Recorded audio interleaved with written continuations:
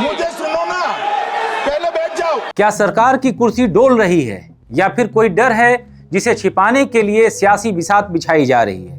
लोकसभा में केंद्रीय गृह मंत्री अमित शाह द्वारा सरकार की तरफ से ऐसा बिल लाया गया जिसके बाद संसद से लेकर देश के कोने कोने में राजनीति करने वाले नेताओं में आग लग गई है। आग जिसमें न सिर्फ विपक्ष के तमाम नेता, मंत्री, मुख्यमंत्री झुलस सकते हैं, बल्कि भारतीय जनता पार्टी के अपने सहयोगियों का भी इस बिल पर साथ मिलना मुश्किल है। लेकिन बिल लाने के पीछे मकसद और अंदर की कहानी क्या है, वो आज हम आपको बताएंगे। आदाब, मेरा नाम है तारिक और आप देख रहे हैं द हिंदी टॉप का खास कार्यक्रम चौथा स्तंभ। ये तो सब जानते हैं कि 2024 में तीसरी बार वापसी करने वाली एनडीए सरकार चंद्रबाबू नायडू और नीतीश कुमार की बैसाखी पर खड़ी है।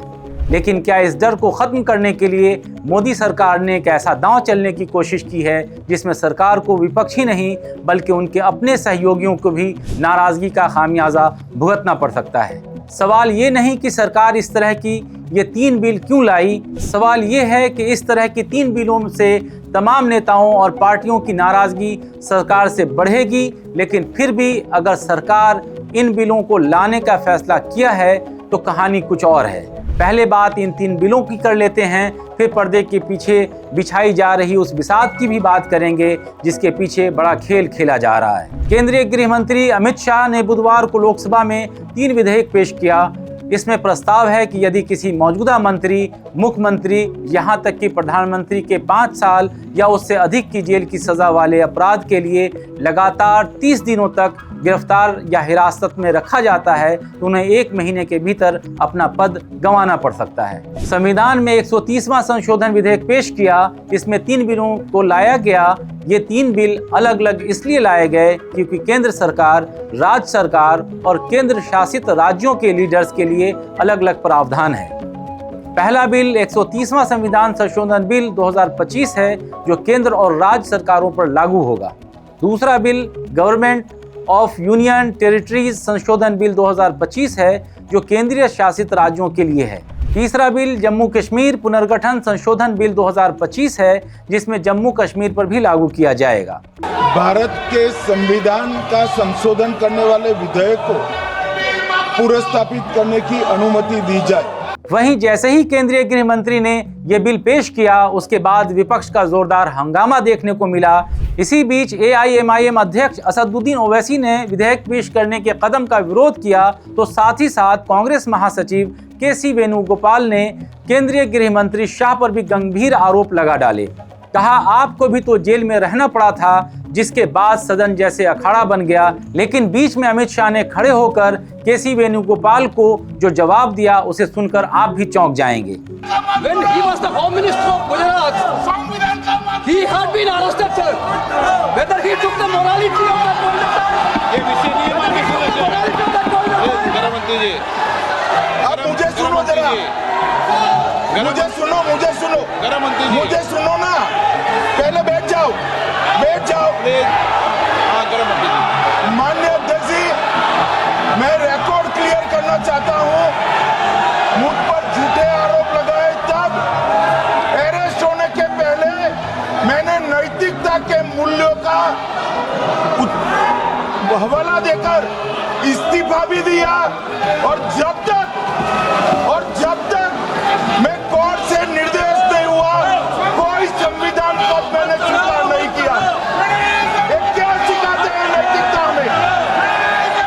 मैं तो इस्तीफा देकर गया था और मैं तो चाहता हूँ कि ये नैतिकता के मूल्य बढ़े। हम ऐसे निर्लज्ज नहीं हो सकते कि हम पर आरोप लगे और हम संवैधानिक पद पर रहें। अरेस्ट के पहले मैंने इस्तीफा दिया है।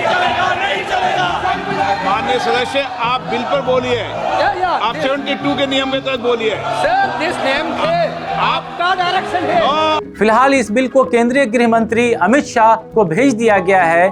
माननीय अध्यक्ष जी, प्रेमचंद्रन जी कह रहे हैं कि जल्दबाजी में लाया गया।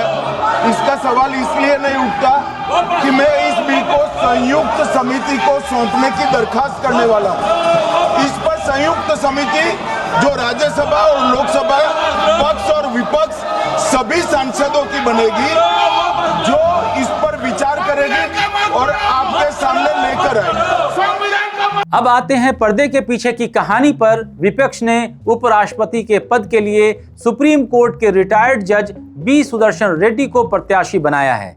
ऐसे में मंगलवार शाम में सुदर्शन रेड्डी के नाम का मल्लिकार्जुन खड़गे ने ऐलान किया और इसके कुछ देर बाद ही मंगलवार को मीडिया में संविधान संशोधन विधेयक और इन 3 कानूनों की खबरें चलने लगी।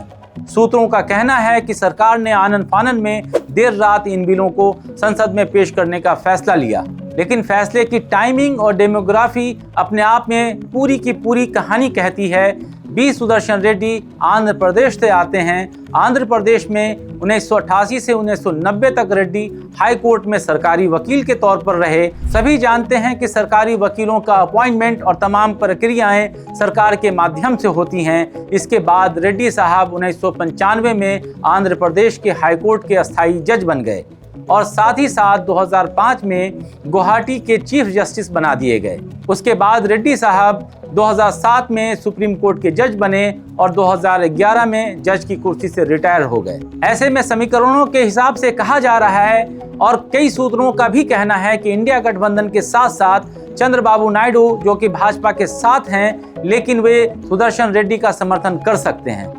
साथ में ही जगन रेड्डी और रेवंत रेड्डी का भी वोट मिल सकता है। अब उपराष्ट्रपति चुनाव में भले ही जीत हार किसी की भी हो, लेकिन अगर वोट इधर का उधर हुआ तो समझो कि सत्ता का भी खेल हो सकता है और देश के सबसे ताकतवर नेता की मजबूत कुर्सी खिसक भी सकती है। और ये बात इसलिए कि अगर चंद्रबाबू नायडू जस्टिस रेड्डी का समर्थन कर दें तो इसका मतलब इंडिया गठबंधन के नेताओं से कहीं ना कहीं उनकी बात होगी ही। और फिर अगर ऐसा बिहार के चुनाव में खेला हो गया तो ये तय है कि नीतीश कुमार को दाएं बाएं होने में समय नहीं लगेगा। और अगर ये भी हो गया कि सिर्फ 2 नेता या पार्टियां अलग हुई तो कई सारे छोटे प्लेयरों को दूर जाने में समय नहीं लगेगा। चाहे फिर चिराग पासवान हो या फिर महाराष्ट्र में मुख्यमंत्री से उप मुख्यमंत्री बनाए गए एकनाथ शिंदे हों। चिराग पासवान लगातार बिहार में एनडीए से हटकर अपनी अलग राह लेते दिख रहे हैं। प्रशांत किशोर के साथ चिराग पासवान जा भी सकते हैं और नहीं भी, क्योंकि जिस तरीके से चिराग पासवान ने सीट शेयरिंग को लेकर प्रेशर भाजपा पर बनाया हुआ है, उसमें भाजपा को देने में भी खतरा है और ना देने पर भी खतरा है। और अगर चिराग प्रशांत किशोर के साथ जाकर थोड़ी भी सीटें गड़बड़ कर दिए तो बिहार से दिल्ली तक अंदर ही अंदर क्या क्या खेल होने लगेगा, इसमें चुटकियों भर का समय लगेगा। लेकिन इस बिल के बाद देश में फिर वही माहौल बनने जा रहा है जो कि वक्फ बिल लाने के समय बना। एसआईआर को लेकर फिलहाल विपक्ष जो बना रहा है और अब 30 दिन के बाद पीएम-सीएम की छुट्टी, इस बिल पर विपक्ष कह रहा है कि ये सीधे सीधे विपक्ष के मुख्यमंत्रियों को निशाना बनाने की साजिश है। इस मुद्दे पर नेता प्रतिपक्ष राहुल गांधी ने कहा कि भाजपा द्वारा प्रस्तावित नए विधेयक को लेकर काफी चर्चा हो रही है। हम मध्ययुगीन काल में वापस जा रहे हैं जब राजा अपनी मर्जी से किसी को भी हटा सकता है। निर्वाचित व्यक्ति क्या होता है इसकी कोई अवधारणा ही नहीं है।